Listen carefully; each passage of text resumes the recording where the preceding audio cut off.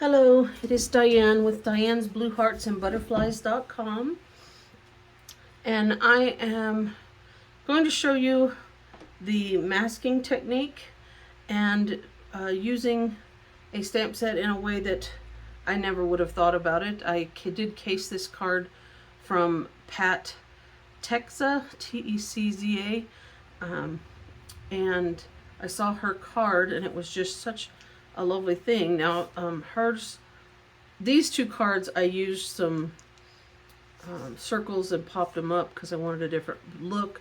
So you've got a couple of different ways that you can do it. Hers, she just stamped in the middle.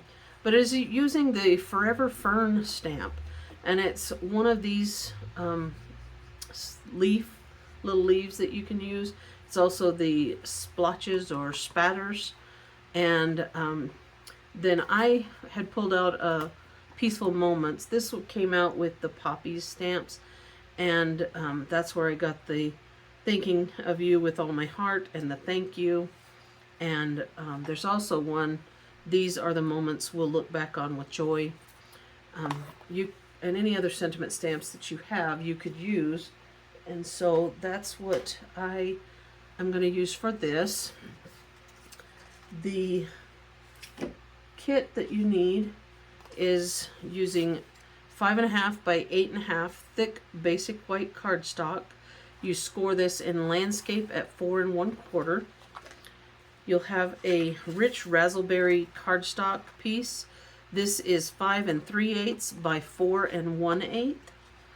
And then a basic white cardstock at 5 1/4 by 4. And then I did cut a 2-inch or 2 1/4 inch circle out of basic white in case the people in my class wanted to stamp on that and then pop it up like I had done. But what I was using is this new masking paper that Stampin' Up! Has, and I cut out 2-inch circles with that. And then there's some colored dots. I just have a whole bunch of retired stuff that I'm trying to get rid of right now, and so I'm using for some of my classes. Now this masking paper, it sticks very well. And so what I recommended, and of course this is, it has a kind of a shiny side, which is the backing, and then the plain side, which is on the front. And it would have been nice if I could have had I can't think of what it's called, a slit everywhere, so when I was cutting these 2.5 inch circles that I could have actually and I'm having trouble getting it to come apart, that I could have had an easier way of grabbing a hold of the backing. A few of the people lucked out and theirs was on that thing. I just kind of used the snips, opened them up, and kind of scored the backside a little bit, and took that off. But what I recommended to the ladies is stick this to the back of your hand, your arm, your clothes, somewhere, whatever, to just kind of make it a little bit less sticky when they are going to go put that on their piece that they're going to stamp on. Because I know when I did it the first time when I was making my samples, that it really stuck, and when I went to tear it to take this off, it actually tore, which is why I ended up adding that extra circle. But I think if you just kind of get some of that stickiness away a little bit, it will help it to come off. And so I just kind of line this up in the middle and put that down. And then you're going to take that and you'll have all of your colors. Now I used the masking paper for this, but you could, if you have like some of those big sticky post-it note things, you could punch your circle or die cut your circle or whatever out of that and use that instead. But the masking paper, it does stick all the way around, so especially if you're going to be doing any blending, that it won't get up under there. Like if you just use this one that just has a piece of it, you're going to have to really hold it down and hope that that color doesn't get up underneath the edge. that's just sharing some information there. So let me get that off to the side. So the color combinations that Pat had shared was using a rich razzleberry, which is our basic layer, and then either a pumpkin pie, old olive, crushed curry, some of those kinds of colors. I think she even threw in a granny apple green, whatever you wanted. And then I used gray granite for the dots, the speckles, but I think she had used, I can't remember if it was crumb cake or soft suede or something, I can't remember now. But anyway, I just kind of wanted to give a little bit showing how to do this. And so this is the leaf, and I'm going to use, I think on this one I'm going to use the pumpkin pie, rich razzleberry, and crushed curry. And I need to have my cleaner out. If you're fairly good at this, you might be able to do all of your, and I'm just going to stamp this off because it was really, I re-inked and it was really dark. And so what you're going to do is, you see the circle here, you're going to put the bottom part of this stem down around that circle. And I think I'll try to do this. And if you want to, you can angle it a little more.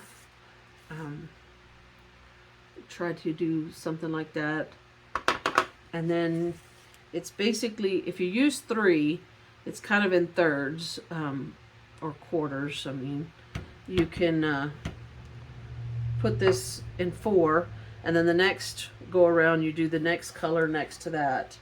So let me kind of show what I'm trying to describe.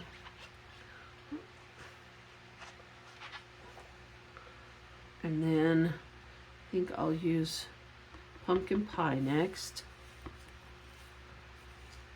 And you just kind of go right next to that.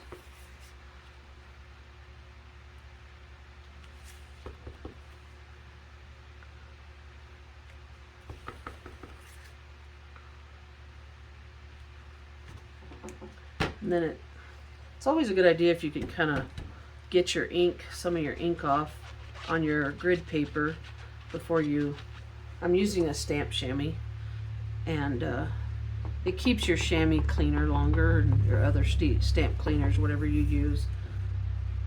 And then I'm going to add this one in between. And you just get this kind of a wreath going.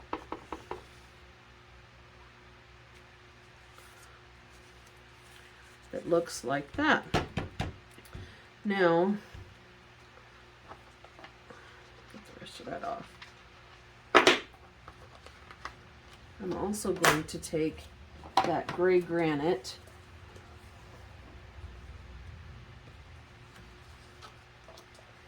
and stamp the sparkles.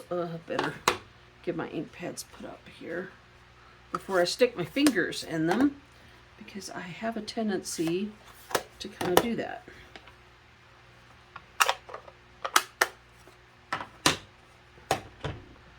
And then the speckles, I just kind of mix them in different places. And then on this one, I am going to add a larger circle, because I did want the larger sentiment. And then I'm just going to kind of put those speckles in the middle, just to kind of tie it together, and set that off. And so what you'll do next is you basically just get underneath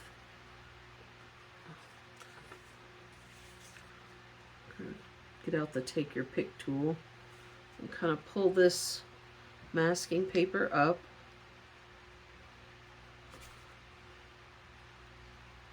And you'll just want to take your time, kind of going around, have less of a chance of tearing or leaving remnants of your masking paper.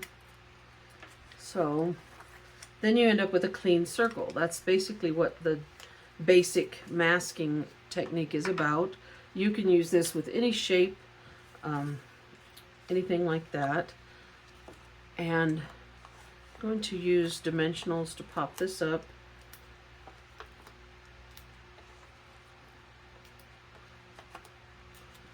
And on this one, I think I'm also going to grab some ribbon. If you want, you can add some ribbon to your card. Just kind of get some off. Like I said, I have a whole bunch of product that I have bought over the years, and I'm just really trying to get rid of some of my stock.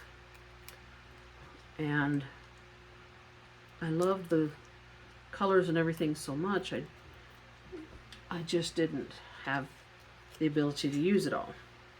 So I think I'm gonna try to just envision where I want this ribbon to kind of go. Come on.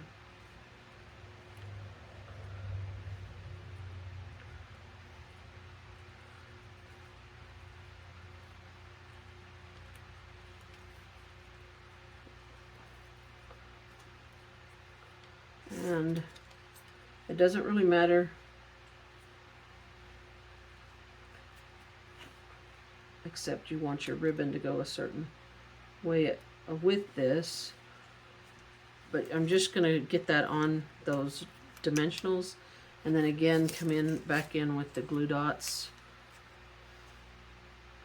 on top of that so that they will stick to the card. You can leave them plain. You don't have to have ribbon if you don't have it.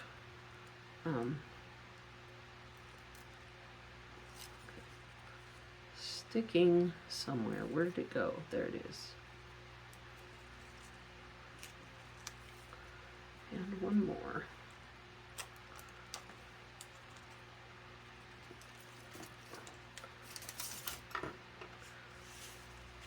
Really appreciate your spending your time with my video. This one you can put so that it just overlaps a little bit. And then you'll add this to your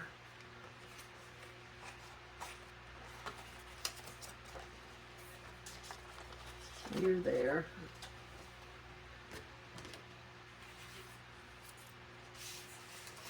Move some things out of my way here. Probably should have done the glue before. I was in such a hurry, I wasn't paying attention.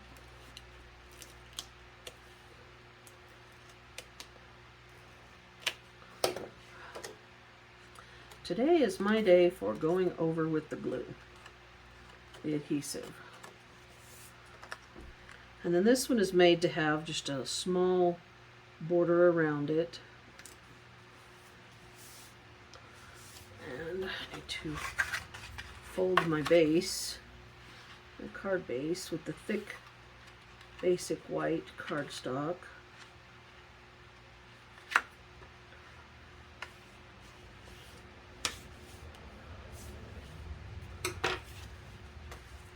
And then I'm going to add adhesive back here.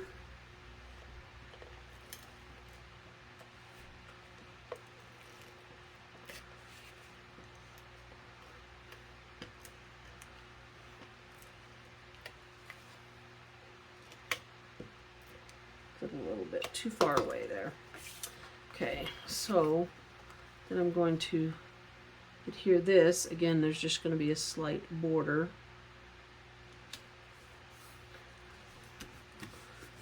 then I'm going to just add these color dots around the card.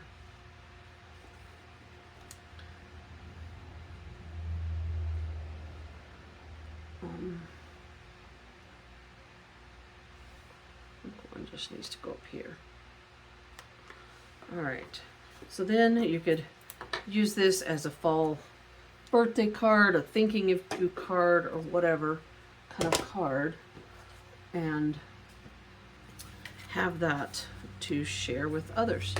I'm going to have the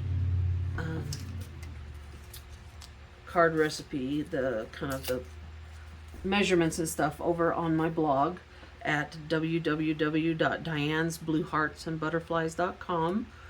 There will be a link in the description of the YouTube video, and I hope that you will, if you like any of these products that are current, the Forever Fern is still current, and any of the inks that we've used, then if you would like to get those products, you can shop. There's a shop now from my blog to be able to shop with me, and I hope that you like the videos and that you'll check back to see what I have in the future. I appreciate your time. Thank you.